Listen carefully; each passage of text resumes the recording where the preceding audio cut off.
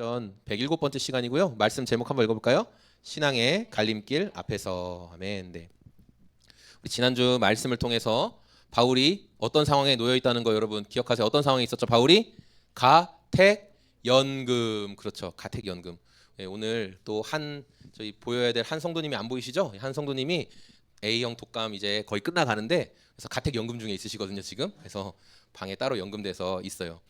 안 그래도 이 성도님이 얼마나 힘들었는지 아빠 3일째 됐더니 너무 힘들어요. 그런데 바울은 어떻게 2년이나 집안에 갇혀 있었을까요? 그래서 그래 한번 바울 된 마음으로 계속 있어봐 그런 얘기를 했거든요. 그래서 아마 지금 바울의 그 답답함을 계속 많이 피부로 정말 와닿는 것 같아요. 여러분이 아시는 것처럼 바울은 재판을 받았는데 처음 먼저 재판을 했던 이 벨릭스라는 총독이 바울의 재판을 했을 때 그가 로마법이나 유대법 어느 것으로도 사실 벌 받을 만한 죄가 있을 만한 증거를 발견했다 못했다? 없었어요. 바울은 죄가 없었어요. 그래서 얼마든지 그를 풀어줄 수 있었지만 그러나 이 벨릭스라는 총독은 유대인들의 눈치를 봐야 되는 그런 상황이었기 때문에 바울에게 죄가 없음에도 불구하고 그를 풀어주지 않고 일단 다음에 또 재판해볼 테니까 기다려 그러면서 그를 집에 이렇게 가둬놓는. 근데 그게 하루 이틀 만에 끝난 게 아니라 한 일주일 한 달이면 뭔가 재판이 진행될 줄 알았는데 2년이라는 시간 동안 그렇게 머물고 있었다라는 거예요. 그리고 시간이 지나서 이번엔 새로운 신임 총독 베스도, 이름 좀 비슷하네요. 베스도라는 사람이 또 왔어요. 그런데 이 사람은 자기 일을 되게 잘하는 사람이다라는 소문도 있고 그래서 바울이 좀 기대했을 거예요. 재판을 좀 제대로 진행해 주려나? 그런데 이 베스도라는 총독도 유대인들의 눈치를 볼 수밖에 없는, 왜냐하면 유대를 다스리는 로마의 총독이었기 때문에 유대의 이런 관리들이나 힘 있는 사람들의 눈치를 볼 수밖에 없는 상황이었던 거예요. 그래서 그도 바울이 딱 보니까 죄가 없는 건 맞지만 그를 풀어줬다 안 풀어줬다? 그를 안 풀어줬어요. 이렇게 바울의 상황을 보면 너무나 억울해 보이고 답답해 보이는 상황이 계속 반복돼요. 좀 뭔가 변할 것 같다가 안 변하고, 그렇죠? 그래서 우리 이 상황을 보면서 바울 억울하겠다, 얼마나 화가 날까? 근데 거기에서 그치는 것이 아니라 바울은 이 상황을 통해, 억울하고 힘든 상황을 통해 하나님께 영광을 돌렸는데 어떻게 했냐면 바울이 그 가이사랴라는 행정의 중심지에 있었기 때문에 거기에 지위 높은 관료들, 여러분 여기도 세종시가 있기 때문에 저쪽에 위에 여의도에 있어야 되실 분들이 막 내려오죠. 세종시가 종합정부청사가 있기 때문에 내려오잖아요. 그런 것처럼 가이사랴라는 행정의 어떤 중심지가 있었기 때문에 업무를 보기 위해 왔어야 됐어요. 그리고 이때 헤롯이라는 주변 나라를 다스리던 왕도 새롭게 세워진 총독에게 축하 인사를 건네기 위해 가이사랴에 왔었고, 하나님의 기가 막힌 타이밍에 그때 이 헤롯이 아그리파 2세가 바울을 통해서 복음을 듣게 되었다라는 것을 여러분 아실 거예요. 오늘 우리가 읽은 말씀은 이제 26장의 끝부분인데 이 아그리파 2세, 헤롯 왕이라고 한 헤롯 아그리파 2세예요. 이제 아그리파 2세가, 이 사람은 전쟁이 일어났을 때도 로마의 편을 들어주었던 그런 사람이에요. 그래서 로마에서 이 사람의 공을 인정해가지고 나라를 이렇게 분할해서 통치할 때 그 통치권을 인정해줬어요. 네. 그렇게 이 로마와 아주 친밀하게 지내는 친로마 성향의 사람이었고, 그래서 이제 새로운 총독이 부임하게 됐을 때 베스도에게 인사를 하기 위해서 찾아왔었던 것이죠. 그런데 이때 베스도가 바울을 그냥 바로 재판을 보내지 않고 어떻게 했냐면은 이 아그리파 2세에게 한번 보여주고, 한번 이 사람이 어떤 말을 하는지 한번 좀 들어봐 주실 수 있나요? 이렇게 상황을 만들어줬어요. 왜냐하면 아그리파 2세는 유대인들에 대해서 너무 잘 아는 사람이거든요. 그렇죠? 유대인들을 또 오래 통치했기 때문에 잘 알던 그런 사람이었다는 거예요. 그래서 바울이 그 아그리파 앞에서 다시 한번 자신을 변론하는데, 근데 이 변론은 실제로는 바울 입장에서는 안 해도 되는 변론이에요. 그 자리에 안 나가도 되는 거예요. 왜냐하면 바울은 이미 25장 11절 말씀에 내가 황제에게 재판받겠습니다, 내가 로마 황제 앞에 재판받겠습니다, 이건 로마인의 권리예요. 그래서 지방 장관들이 좀 이상하게 재판을 내린 것 같으면 나는 지방 장관이 아니라 우리 중앙에 있는 나 황제에게 재판받을 거야, 그러면 중앙에 있는 황제의 재판정에서 재판을 받을 수가 있거든요. 그러니까 지방 정부에서 내린 재판은 이제 소용이 없게 되는 거예요. 바울도 나 그 자리에 안 나가, 내가 아그리빠를 왜 만나, 나 빨리 로마로 나 보내줘, 이렇게 얼마든지 할 수 있는 상황이었지만 바울은 그렇게 하지 않고 이 기회에 또 내가 복음을 전할 수 있는 기회가 되겠구나, 그래서 아그리빠 왕 앞에 나아가게 되었다라는 거죠. 자, 그러면서 아그리빠 앞에 이제 자신의 사정을 이야기하는데, 우리가 앞서 읽지 않았던 내용을 간략하게 제가 요약해 보면 앞에 이미지를 보세요. 1절부터 3절 말씀에는 뭐냐, 아그리빠 왕을 향한 바울의 인사와 변론이 26장 1절에 3절에 나와요. 그래서 바울이 내가 다른 사람이 아니라 아그리빠 왕 앞에, 그러니까 우리 유대인들의 문화와 전통을 잘 알고 있는 당신 앞에서 나에 대해서 말할 수 있어서 내가 참 기쁘게 생각합니다. 왕께서는 제 말을 좀 경청해 주십시오라고 이야기하는 게 1절에서 3절 내용이에요. 그리고 4절에서 8절은 바울이 자신의 그 출생과 그런 배경에 대해서 이야기하는데 뭐라고 했어요? 나는 뭐라고 열정적인 바리새인이다. 그래서 나는 누구에게도 뒤처지지 않는 뛰어난 바리새인이었다라고 말하고 있어요. 그리고 바리새인들이라면 믿고 있는 신앙이 있는데 그게 뭐냐면 죽은 사람이 다시 살아난다, 부활한다. 하나님이 죽은 자를 살리실 수 있다라는 그 부활 신앙이 있거든요. 바리새인들은. 사두개인은 부활 신앙이 있어요, 없어요? 없어요. 사두개인들은 부활 신앙 같은 거 전혀 없고, 바리새파, 그 양대 산맥이었던 바리새파는 아니야, 천사도 있고 영적인 존재도 있고 부활도 있어. 그래서 항상 싸웠잖아요. 그래서 바울이 지금 그 얘기를 하면서 하는 말이, 내가 고발당한 이유는 모든 바리새인들이 다 믿고 있는 그 부활 때문에 내가 지금 고발받았다. 이거 잘못된 거 아니냐. 지금 그 이야기를 하고 있었다라는 거죠. 9절부터 11절은 바울의 부끄러운 과거 이야기가 있어요. 어떤 부끄러운 과거 이야기냐? 바울은요, 예수님을 만나기 전에 내 사명은 바리새인으로서, 또 바리새인 율법 학자로서 내 사명은 예수 믿는, 저 이단 예수 믿는 놈들을 싹 잡아 없애는 거야. 그게 내 사명이야. 아주 싹 다 없애버려야 돼. 그 마음을 가지고 제가 얼마나 열정적으로 행동했는지를 이야기하고 있어요. 그래서 그게 인생의 목표였기 때문에 바울은 자기가 살고 있던 지역뿐만 아니라 멀리 타국까지 막 쫓아가서 예수 믿는 사람들을 잡아 없애는데 아주 사냥꾼과 같은 열정을 가지고 있었다라는 거죠. 하지만 11절부터 18절 말씀에서 사냥꾼이었던 바울이 그 다음에 뭐로 변했어요? 사냥감으로 변하게 됐어요. 왜냐하면 그때 예수님을 만났거든요. 다마스커스란 지역에 있는 예수 믿는 사람들을 잡기 위해서 번개처럼 막 추격해서 가고 있는 상황 가운데 갑자기 하늘에서 해보다 더 밝은 빛, 다마스커스 거의 다 왔는데 해보다 더 밝은 빛이 바울을 쫙 비추면서 맞아, 사울아 사울아 이렇게 부르시는 내용. 그래서 바울과 함께하는 모든 사람들이 다 바닥에 엎드려졌어요. 그리고 누구십니까? 저를 부르시는 분은 과연 누구십니까? 이렇게 말하는 내용이 있죠. 우리 14절 말씀인데요. 같이 한번 읽어볼까요? 시작. 우리는 모두 땅에 엎어졌습니다. 그때 너는 어찌하여 나를 핍박하느냐? 발길로 차면 너만 아플 뿐이다 하고 말하는 음성을 들었습니다.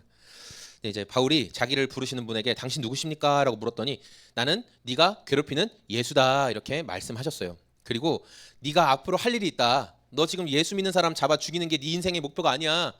내가 너를 통해 이루고 싶은 일이 있다 하면서 말씀하시는 게 16절부터 18절 말씀인데요.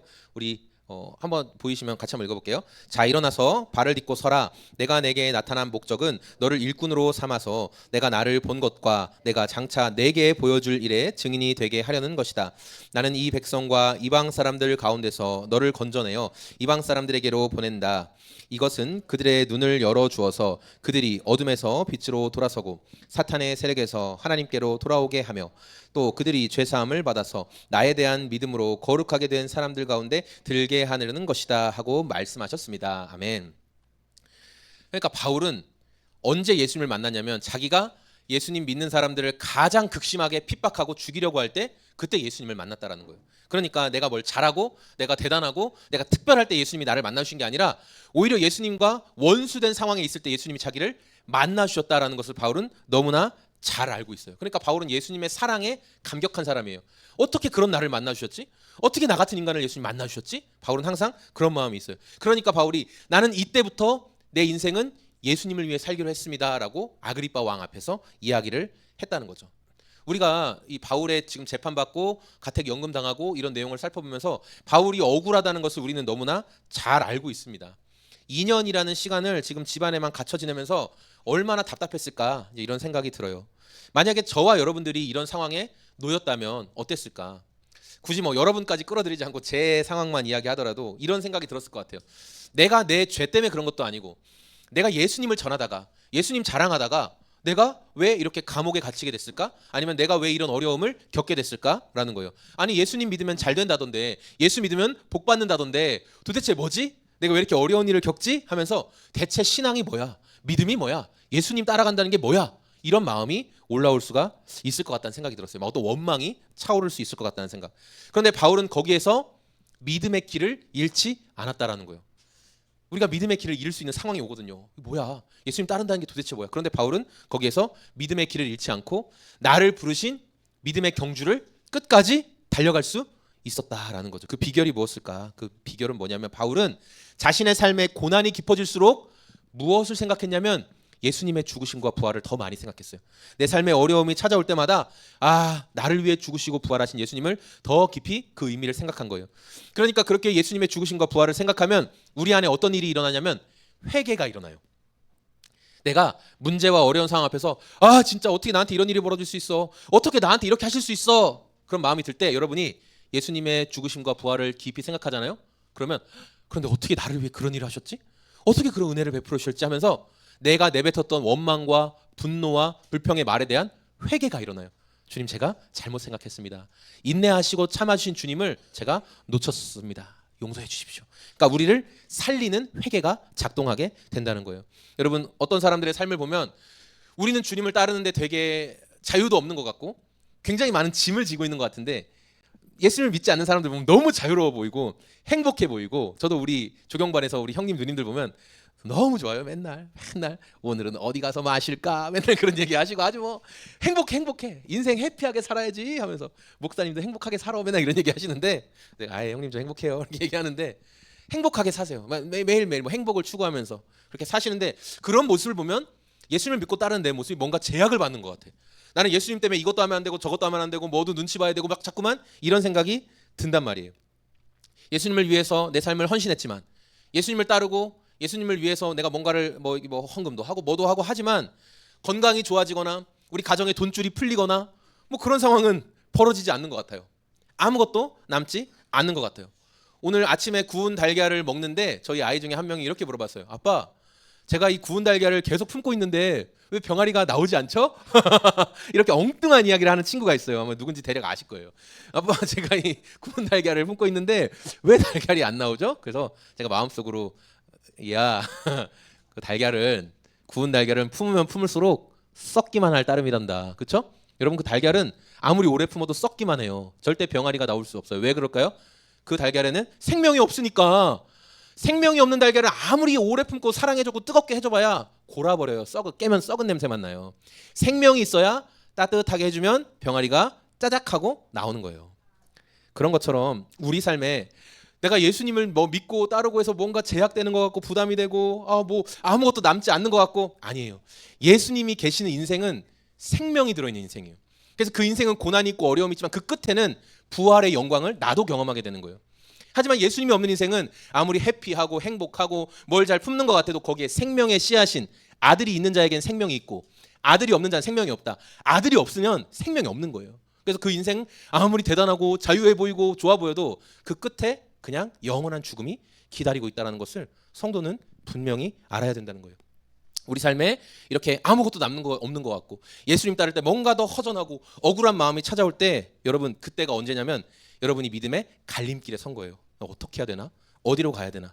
그때 우리가 길을 잃지 않기 위해서 해야 될 것은 뭐냐면 예수님의 죽으심과 부활을 더 깊이 생각하는 거예요.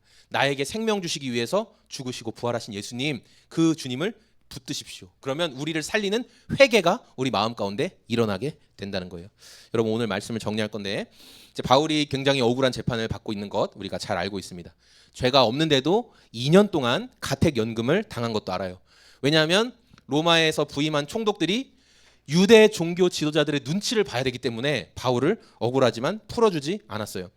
바울은 예수님을 위해 그 인생을 살았고 달려왔지만 그에게 놓인 상황은 억울하고 힘든 상황만 지금 계속되는 것처럼 보입니다. 그리고 이런 상황이 바울 시대뿐 아니라 오늘을 살아가는 저와 성도님들의 삶에도 얼마든지 일어날 수 있다. 우리가 예수님을 믿지만, 주님을 위해 살아가지만 우리가 겪는 일들이 예수님 안 믿는 사람이랑 똑같아요. 어려움도 겪고 문제도 겪고 병도 걸리고 죽기도 하고, 그런 일들 우리도 다 겪는다는 거예요. 그래서 억울한 생각이 들어요. 이렇게 살 바에 그러면 나도 안 믿는 사람처럼 자유롭게나 살 걸, 내 마음대로나 살 걸, 그런 생각도 막 떠올라요. 이때가 바로 믿음의 갈림길 앞에 우리가 서 있을 때라 그런 거예요. 그럴 때 우리가 믿음의 길을 잃지 않기 위해서 바울이 우리에게 먼저 보여주었던 방법이 뭐냐면, 고난의 때에 죽으시고 부활하신 예수님을 그는 더 깊이 생각했다라는 거예요. 바울은 지위가 높거나 낮은 사람 모두에게, 자기를 찾아오는 모든 사람에게 복음을 전했어요. 예수님 어떤 분이신지, 내가 만난 예수님 어떤 분이신지를 그는 담대하게 전했다는 거예요. 그렇게 내가 만난 예수님을 우리가 말하기 시작하면 우리 안에 우리를 회의론에 빠지게 만들고, 우리한테 네 인생 남는 것도 없잖아, 뭔가 허전하잖아, 이렇게 만드는, 우리를 안개 속에 빠뜨리게 한 생각들이 떠나가게 돼요. 그리고 나에게 주신 예수님의 은혜가 나를 다시 살리는 회개의 자리로 인도해 주신다라는 거죠. 제가 하루를 시작할 때 새벽 예배 설교를 틀어놓고 하루를 시작하거든요. 그래서 알고 지내는 목사님이 새벽 예배 설교를 꾸준히 올리시는데 그때 이제 설교 메시지 가운데 목사님 이런 메시지를 하셨어요. 뭐냐면 이제 성탄절도 다가오니까 하나님이 이스라엘을 선택하신 이유에 대해서 이야기하면서 하나님이 이스라엘을 선택하신 게 이스라엘이 강하고 숫자가 많고 승거나 대단한 민족이라 선택하셨을까요? 아니면 세상에서 가장 보잘것없어서 이스라엘을 자기 민족으로 선택하셨을까요? 세상에서 가장 맞아요. 보잘것없어서 힘도 없고 숫자도 적고 연약해서 하나님이 이스라엘을 자기 백성으로 삼아 주셨다라고 분명하게 말씀하셨거든요. 그래서 그런 하나님께서 우리에게 하시는 말씀이 뭐냐면 내가 대단한 일을 해서 내가 특별해서 우리를 자녀 삼아 주신 것이 아닙니다. 하나님은 우리가 있는 모습 그대로 우리를 사랑하십니다. 이렇게 말씀을 하셨어요. 예, 맞아요. 여러분, 그게 복음이거든요. 그 사실이 복음이에요. 세상에 수많은 종교들이 하는 말이 있어요. 세상에 수많은 종교들은 뭐라고 얘기하냐면은 너 깨끗해지면 너 신에게 인정받을 만한 상태가 되면 그때 신에게 나와라. 그러니까 네가 뭐 수행을 하던 참선을 하던 금식을 하던 어떤 수많은 노력을 한 뒤에 이 정도면 내가 신 앞에 나서도 되겠다. 내가 이 정도 선행을 많이 했으니 신도 나를 좋게 봐주겠지 하면 그때 신에게 나가라. 그럼 신께서 네 행실을 보고 너 좀 잘했구나. 내가 너에게 달란트 500개를 주마. 이런 식으로 신과 인간의 관계를 이야기하는 게 많다라는 거예요. 그런데 예수님께서 보여주신 복음은 뭐냐면 우리가 죄의 진흙덩이에 빠져서 그냥 깨끗한 옷이 완전 더럽게 돼서 누구도 우리에게 손대고 싶어하지 않을 정도가 됐을 때 예수님께서 야 가서 옷 다 깨끗하게 빨고 와. 그게 아니라 그 진흙탕에 빠져 있는 것 같은 우리의 삶에 찾아오셨다라는 거예요. 그게 성탄절이죠. 그 우주를 뚫고 우리에게 오신 거예요. 그 예수님이. 그리고 예수님이 우리가 예수님과 그냥 적당히 먼 거리가 아니라 오히려 원수로 살아가고 있을 때 우리를 위해서 십자가에서 죽으시고 부활하심으로 우리의 손을 먼저 잡아주셨다. 우리를 하나님의 원수로 살아가고 있는 우리를 하나님의 자녀 삼아주셨다. 이게 복음의 메시지라. 그게 복음의 메시지죠. 그런데 제가 이제 그 목사님의 그 설교를 들으면서 아멘 이렇게 안 되더라고요. 아멘이 안 됐어요. 그냥 아침부터 좋은 말씀 해주시네. 그래 이런 생각이 들었어요. 제가 그때 이런 마음이 드는 거예요. 그러니까 뭐냐면 예수님이 우리를 있는 그대로 사랑하신다는 거, 우리가 어떤 행동을 할지라도 먼저 우리를 사랑하셨다는 거, 그거 누가 모르나? 교회 생활 하루 이틀 하나? 다 알지. 나도 그 내용 다 알아. 내가 목사인데 나도 그런 생각을 했다는 거예요. 왜 그런 생각이 되면서 내가 예수님이 나를 위해 행하신 일, 그 복음이 아멘이 되지 않을까? 그 답을 알았어요. 뭐냐면 제가 복음의 감격에서 너무 많이 떠나 있었던 거예요. 그러니까 예수님의 죽으심과 부활, 십자가를 묵상하지 않는 거예요. 그냥 내 삶은 지금 그냥 이대로 그냥 살만하다. 그래서 여러분 우리가 이 복음의 감격에서 떠나면 반드시 어떤 행동을 하게 되냐면은 이 복음이 아닌 다른 걸로 하나님께 인정받을 길이 뭐가 있을까를 생각을 하게 돼요. 반드시 그렇게 하게 됩니다. 그러면서 제 안에 너는 행위로 하나님께 인정받는 거야 라는 마음이 딱 들어오기 시작했어요. 그래서 제 머릿속을 떠나지 않았던 생각이 뭐냐면 최근에 나는 교회를 지금 제대로 하고 있지 못한 것 같아. 성도답게 살고 있지 못한 것 같아. 믿음을 제대로 지키지 못하는 것 같아. 여러 가지 생각이 제 안에 있었거든요. 그러니까 이 말은 다 뭐예요? 그러니까 네가 잘해야지. 네가 뭘 더 노력해야지. 그러니까 네가 뭘 더 이렇게 더 애를 써야지. 그럼 하나님이 좀 좋게 봐주시겠지. 그러니까 이런 마음이 제 안에 있었다라는 거죠. 주님께 잘 보일 만한 어떤 행동을 해야 되지 않을까? 그래야 주님이 좀 나에게 뭔가 은혜를 베풀어 주시고 좋게 봐주시지 않을까? 그런 생각. 자연스럽게 그쪽으로 흘러갈 수밖에 없어요. 그러니까 여러분이 복음의 행동을, 복음이 주는 자유함을 놓치면 반드시 우리는 그 길로 가요. 그럼 내가 뭘 해야 하나님께 용납받을 수 있을까? 제가 믿음의 갈림길 앞에 서 있었다라는 거죠. 여러분 여기서 여러분이 어떤 결정을 내리느냐에 따라서 우리가 시간을 잃고 엄청나게 허비하며 방황할 수 있어요. 물론 그 길에서 완전히 떠나지는 않을 겁니다. 주님이 붙잡아 주시니까. 하지만 여기서 율법적인 생각을 붙잡고 내가 어떤 행위로 인정받아야지라는 쪽으로 갈림길에 들었으면 굉장히 많이 길을 헤매게 될 거예요. 그런데 그렇게 하지 않고 아니야. 있는 그대로 나를 사랑하신 나는 예수님의 복음에 오늘도 사로잡히길 원해 라고 말하면 여러분 신앙의 한 계단을 또 올라서게 된다는 거죠. 어디로 가야 할지 모르겠습니다. 갈림길에 선 분이 계시다면 그럴 때 더욱 예수님이 날 위해 이 땅에 오셨어. 그분이 죽으시고 부활하셨다는 사실을 여러분 묵상하시기 바랍니다. 복음의 감격을 잃어버린 분이 계시다면 예수님이 내 삶에서 어떤 일을 행하셨는지를 자꾸 생각하세요. 야, 그때 기가 막힌 위험한 순간에 그때 정말 주님이 개입하셨지. 정말 내가 삶을 포기할 뻔한 그 순간에 주님 아니었으면 내 인생이 없었지.